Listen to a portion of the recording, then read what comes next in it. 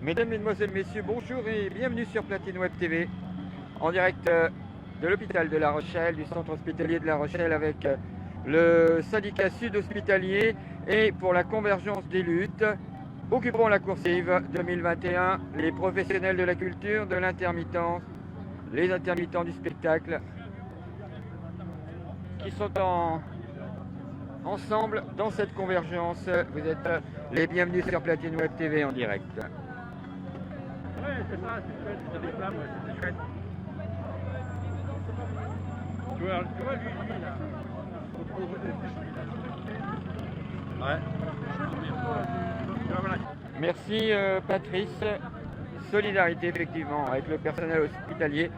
Solidarité avec les intermittents du spectacle, les professionnels de la culture. À La Rochelle comme partout ailleurs. Solidarité avec le personnel hospitalier d'Épernay. Solidarité avec la personne qui s'est trompée de flacon, j'en profite pour le dire. L'erreur est humaine, mais s'ils étaient mieux payés, peut-être qu'il y aurait moins d'erreurs.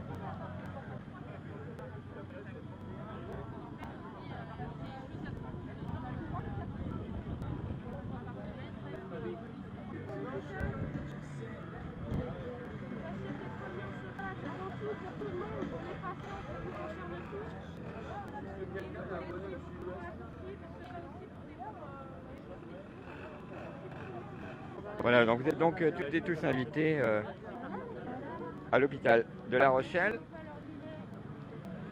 Un petit café, on vous explique un petit peu ce qu'il en est, pour vous faire votre propre idée en ce que vous entendez de l'un, de l'autre. N'oubliez jamais ce dicton, toujours voir qui tire la cloche, parce que bon, il y a souvent des sons de cloche qui sont différents sur un même sujet, mais n'oubliez pas de voir qui tire la cloche.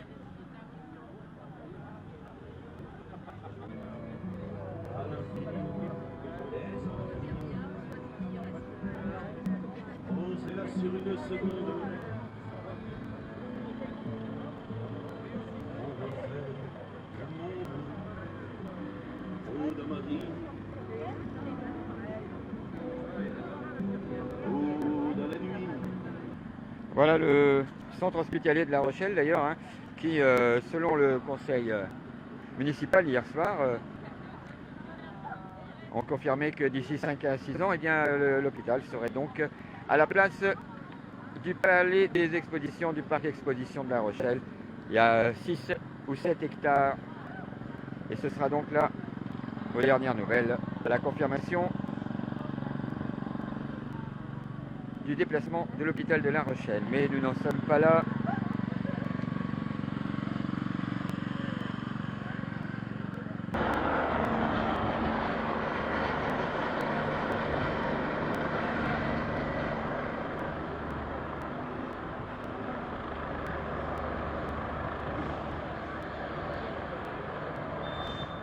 Alors on me signale que l'entrée de l'hôpital extérieur, bien sûr, on bloque les personnes qui veulent venir soutenir autant Sud que les intermittents.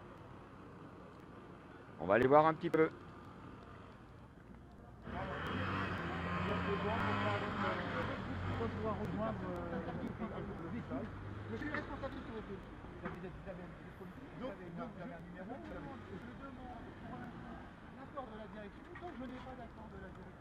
Je ne fais que t'appliquer ce que je veux. Mais après, à un moment donné, vous n'êtes pas de la police, donc vous n'êtes pas possible. Non, mais on n'est pas...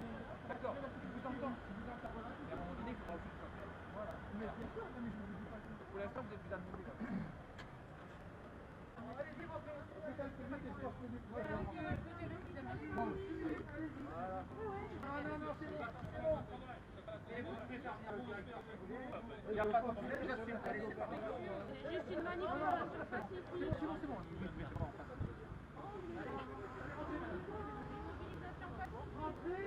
Voilà, effectivement, c'est une mobilisation pacifique. Vous pouvez le voir depuis qu'on est là, et ça discute de part et d'autre. Et puis là, petit blocage à l'entrée de l'hôpital. Et donc, blocage, effectivement. Voilà, autrement, c'est pas dur, on se met devant le truc et puis on ne verra rien. Voilà.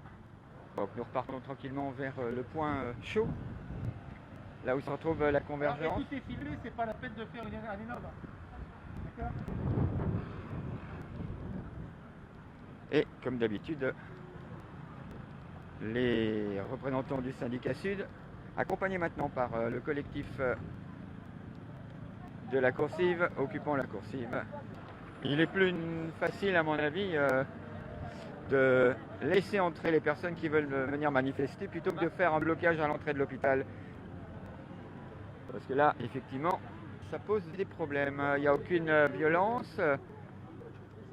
Ça n'est simplement que revendiquer ses idées, parler du chômage, de l'assurance chômage pour le 1er juillet, parler de l'année blanche pour le personnel professionnel de la culture, des intermittents du spectacle, et accessoirement le milieu médical qui revient sur cette histoire de Ségur, où tout le monde n'a pas pu bénéficier de ce qui avait été dit.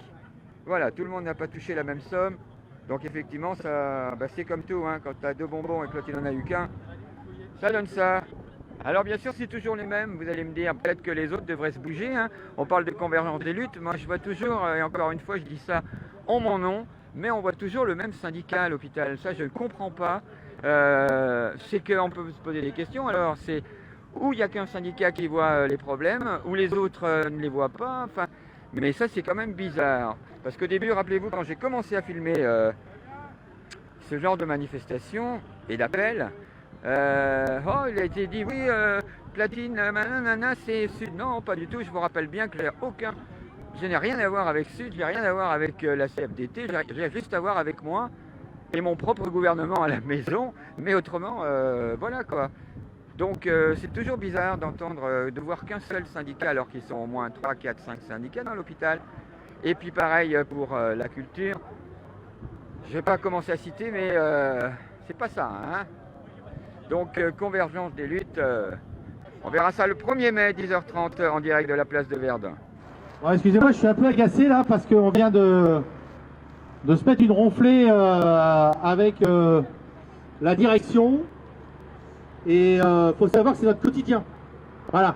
Hein, pendant qu'il y en a qui tranquillement passent sous les tables de la direction pour avaler tout ce qui passe, le syndicat Sud est bien seul à lutter dans cet hôpital. Et je vous avoue que au-delà du discours correct, habituel, 3, 4, attendez, on va attendre qu'il s'en aille lui. 1, 2.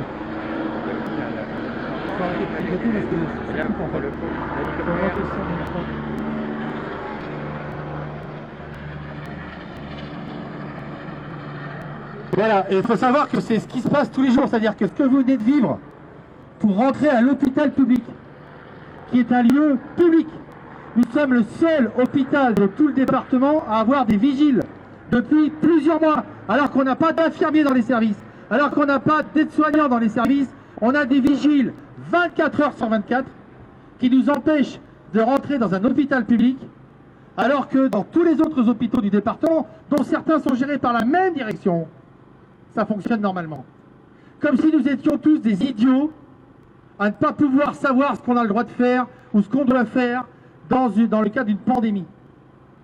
Donc je remercie et je salue toutes les personnes qui sont là.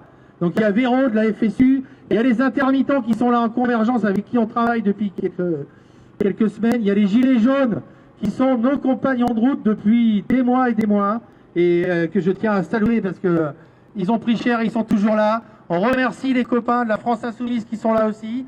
J'espère que j'oublie personne et je remercie surtout les citoyens qui sont là. Parce que nous, c'est pour vous qu'on se bat.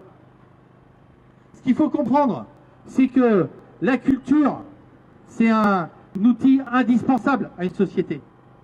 Et un hôpital public et l'accès aux soins pour tous, c'est un outil indispensable à la République. Dans 5 ans, dans 10 ans, quand le nouvel hôpital à La Rochelle sera construit et qu'ils auront pété la sécurité sociale, on ne pourra plus se faire soigner. C'est-à-dire que l'accès aux soins sera réservé à ceux qui peuvent payer. Il suffit de regarder dans les pays à côté comment ça se passe. On ne joue pas le violon quand on dit ça. Et ce qu'ils sont en train de faire, je vais vous dire, allez, par exemple, info de ce matin.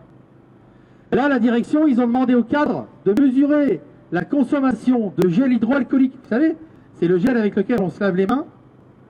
Pour savoir, parce qu'ils savent qu'il y a un nouveau cluster qui va arriver.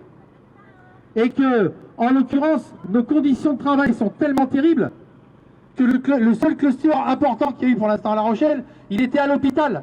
Parce qu'on se charge dans des vestiaires trop petits. Parce qu'on n'est pas suffisamment nombreux et qu'on est obligé de faire plusieurs services en une journée. Parce qu'on n'a pas les moyens de changer de blouse tous les jours. Qu'on est obligé de mélanger nos blouses avec nos affaires de ville dans un tiroir, dans un placard qui fait 20 cm. Et donc, mais là, ce qu'ils sont en train de faire, eh ben, ils sont en train de préparer, comme ils ont fait pour les pauses, c'est-à-dire c'est notre faute si les gens étaient contaminés parce qu'on était en pause, ben, ils sont en train de préparer la 3e vague, la 4e vague, je sais pas, c'est une tempête le truc, et puis ils sont en train de préparer leur argument que ça sera de la faute des soignants s'il y a un cluster, parce qu'on ne se lave pas assez les mains, sans se rendre compte que les soignants, c'est leur métier de protéger les autres. Parce que les gens qui décident ça, c'est pas des soignants. Ils pourraient gérer Danone, ils pourraient gérer Ron Poulenc, ils pourraient gérer une production de pâtes. C'est pareil pour eux, c'est des gestionnaires. Nous, on est soignants. Aujourd'hui, ils ont voulu vous empêcher de rentrer. Vous savez pourquoi? Parce qu'il paraît qu'on va nuire à la santé des gens. Alors que c'est leur politique qui nuit à la santé des gens. Donc nous, ça fait des années qu'on se bat. Des années. Malheureusement, il faut savoir aussi, dans cet hôpital, vous savez que pendant la première vague, on est le seul syndicat de la boîte, le seul à avoir voté le danger grave et imminent à travailler pendant la première vague. C'était le dimanche de Pâques. Je ne sais pas si vous vous souvenez du dimanche de Pâques. C'était une catastrophe nationale. Et nous, on a quand même 4 syndicats.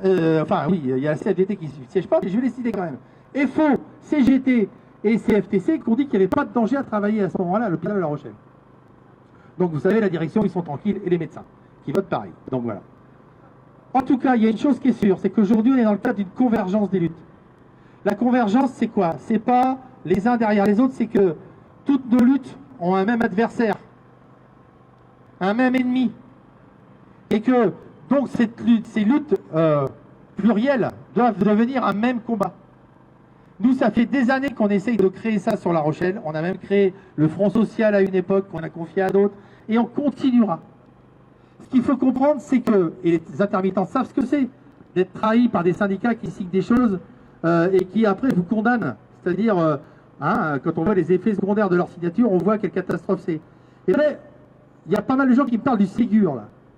Mais sachez que le Ségur, d'abord les syndicats qui ont signé, donc je vais les redire aussi, UNSA, CFDT et FO, ont signé pour 183 € alors que le minimum c'était 300 € pour lequel on se battait depuis des années. Mais c'est surtout qu'ils ont validé avec ces 183 € qui est un espèce d'écran de fumée, là, le saccage de l'hôpital public. C'est-à-dire qu'ils ont signé un accord qui reprend les termes de la transformation de la fonction publique. Alors dans transformation, en langage macronien, c'est saccage et coup de savate. Hein. C'est ça. Donc, sachez bien, chers usagers, collègues, camarades, je ne sais pas comment je veux dire, concitoyens en tout cas, que le Ségur, mais c'est juste la dose létale qu'il fallait à l'hôpital qui a été signée par des syndicats juste pour des raisons électoralistes. Voilà, sachez-le. Donc nous aujourd'hui on se bat, on est là. Ceux qui connaissent le militantisme sur La Rochelle savent que le syndicat Sud, on se bat tout le temps. On se bat pour défendre l'hôpital public, dans le cadre d'un projet nouvel hôpital qui va sacrifier encore 20% de la capacité de soins. C'est-à-dire que vous voyez là, on manque de lits, mais le nouvel hôpital qui va être construit, il y aura encore moins de lits. Et puis c'est surtout que ça sera encore moins public. Parce que je ne sais pas si vous avez remarqué aussi, mais vous avez la clinique Ramsay.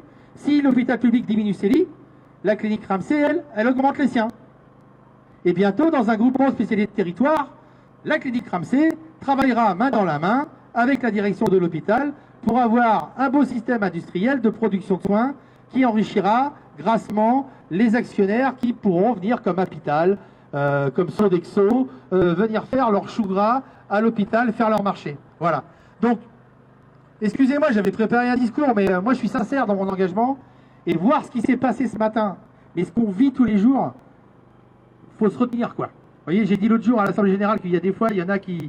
faut se retenir de ne pas les pendouiller. Ben, faut vraiment se retenir. Hein. C'est-à-dire que l'urgence, elle est là, des fois. Hein. Vous savez? Donc, je vous salue. Vous pouvez compter sur notre détermination, notre solidarité. On a un problème avec le 1er mai, je voulais vous le dire. Parce que le passage de la déclaration commune du 1er mai, validée par, y compris l'Union syndicale solidaire, est à l'inverse du sens profond de la manif du 1er mai. Le 1er mai, c'est la lutte pour la journée de 8 heures et pour la semaine de 48 au début. C'est la lutte pour la diminution du temps de travail. C'est la lutte pour qu'on ne se tue plus au travail et qu'on ne meure pas avant d'être à la retraite. Et la déclaration qui a été soigneusement rédigée par FO et la CGT au niveau départemental, eh bien, elle reprend juste 183 € pour tous et donc valide le Ségur. Si vous avez compris mon explication, vous comprendrez très bien que le Ségur, ça va être la multiplication des 12 heures à l'hôpital, ça va être la case des 35 heures par des accords locaux, ça va être ce qu'a connu Conti, la lutte des Conti, etc. On va l'avoir à l'hôpital. Alors vous comprendrez bien que nous, on est embêtés là. Parce que le 1er mai, nous, on bosse toute l'année, on milite toute l'année dans le cadre de ce que représente le 1er mai, et on se fait confisquer ces revendications profondes par des bureaucrates qui signent un appel qui dénature complètement ce qu'est la manif du 1er mai. Donc on espère être là, on ne sait pas encore.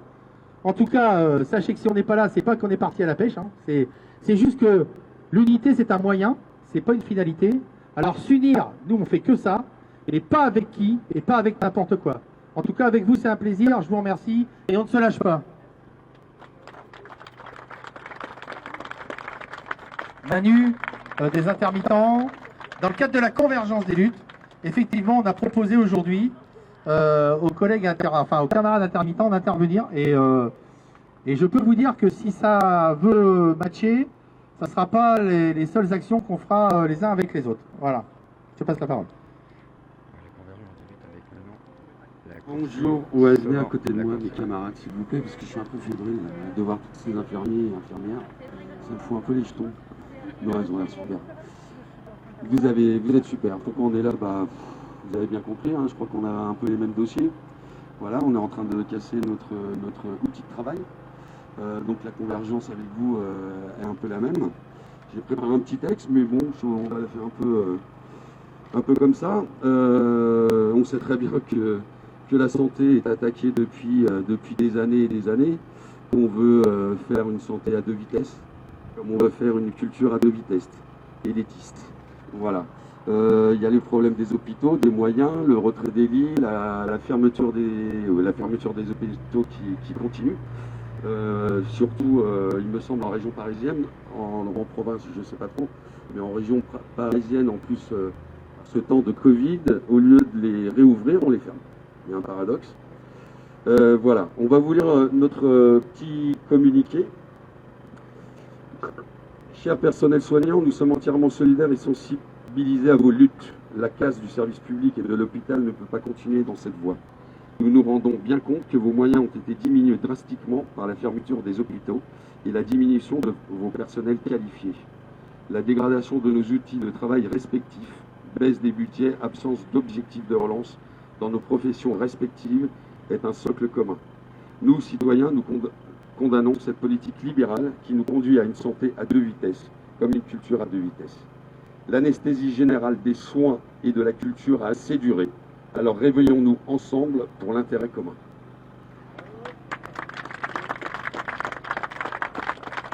Voilà, je pense qu'il ne faut pas lâcher le bout de gras, comme on dit en parlant un petit peu vulgairement. Il y a d'autres soucis aussi en dehors de l'hôpital. C'est les spécialistes qui se délocalisent de plus en plus dans les comment on appelle ça, les zones franches, voilà, avec des dépassements d'honoraires.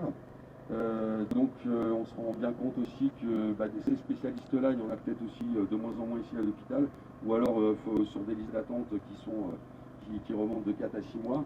Et pour trouver un spécialiste ici à La Rochelle, ça devient de plus en plus compliqué et tout le monde n'a pas les moyens vu le niveau de vie ici à La Rochelle qui est quand même assez bas.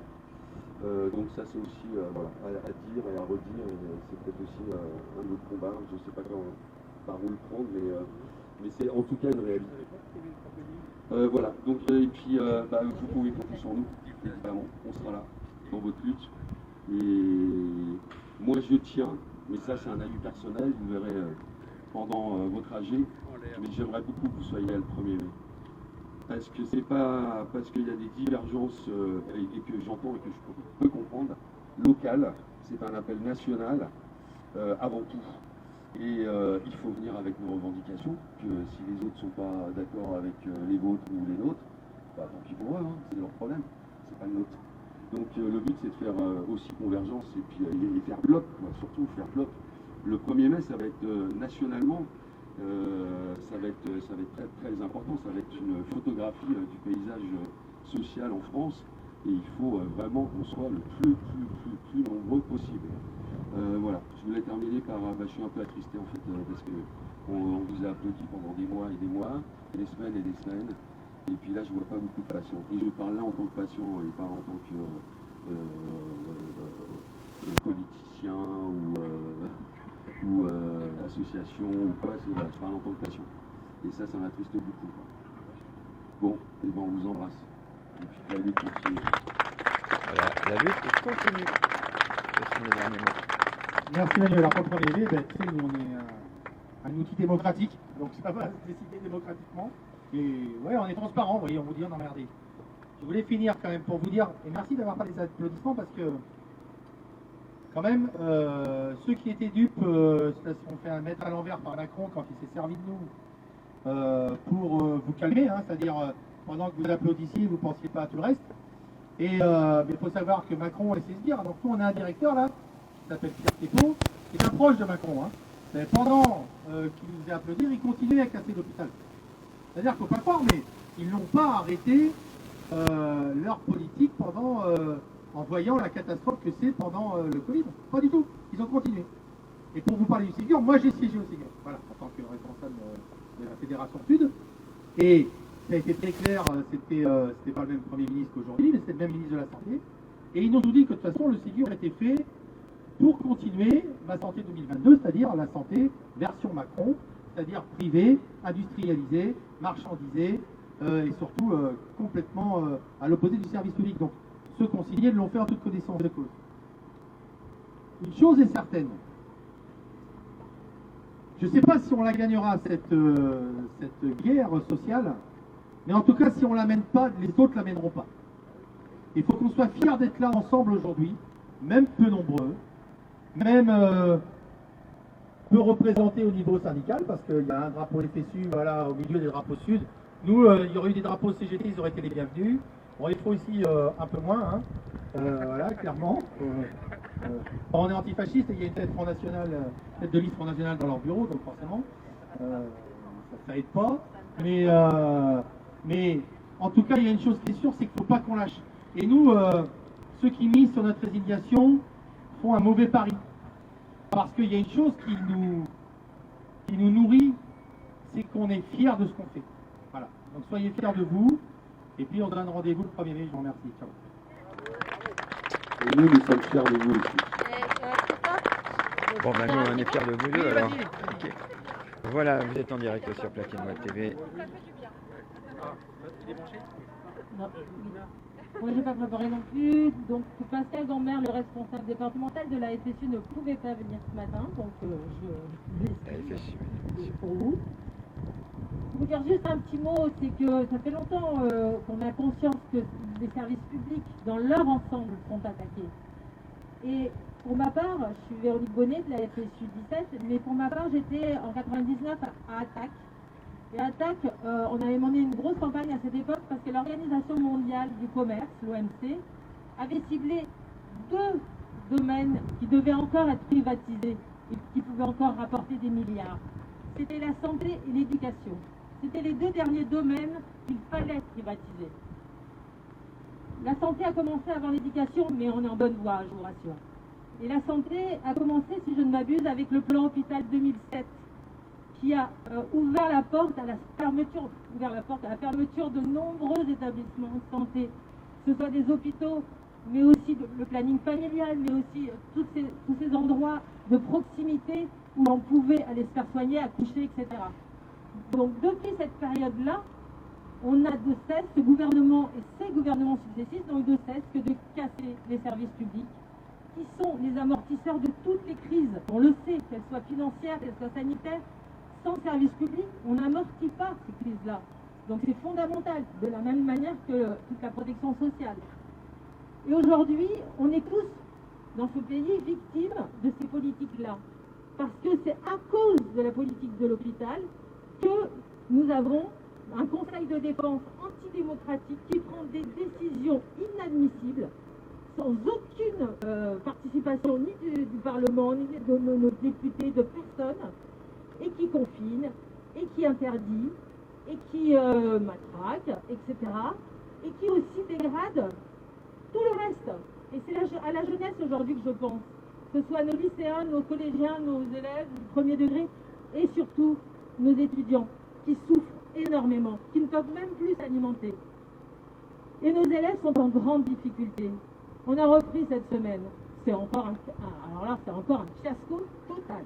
C'est-à-dire que rien ne fonctionne, tout plante, ma classe à la maison, ça ne marche toujours pas, on ne prépare jamais rien. Et si nous, on vit ça dans les établissements scolaires, c'est parce que l'hôpital est dégradé. C'est parce qu'on a supprimé 900 lits à la rentrée. On est le seul pays d'Europe à avoir supprimé des lits. C'est inadmissible. L'Italie a aussi créé 16 000 emplois dans l'éducation nationale à la rentrée. L'Italie a créé des postes. Nous, non. Nous, on prend des précaires de temps en temps, qu'on forme en 2 jours. Donc voilà l'état de notre pays. Donc c'est effectivement déplorable. C'est vrai qu'on ne pourra jamais réussir à renverser ce gouvernement et cette politique capitaliste sans se rassembler. Le rassemblement, il ne faut pas seulement le dire, il faut le vivre. Tous ceux qui sont ici, on le connaît parce qu'on se connaît bien, on s'est retrouvés dans les luttes, nous aussi, on était dans les gilets jaunes. Et le 1er mai, ça va être un symbole fort, effectivement. Et peut-être qu'il faut pouvoir se rassembler sans en rabattre sur nos revendications. C'est-à-dire, si on doit avoir un tract particulier à distribuer avec des revendications propres, il faut pouvoir le faire, mais ne pas se diviser. Ne pas se diviser, c'est ce qu'ils attendent, et depuis toujours, on se divise. Moi, je dis souvent que la gauche, c'est la méiose permanente. Vous savez, j'avais appris ça à l'école, la méiose, la division cellulaire.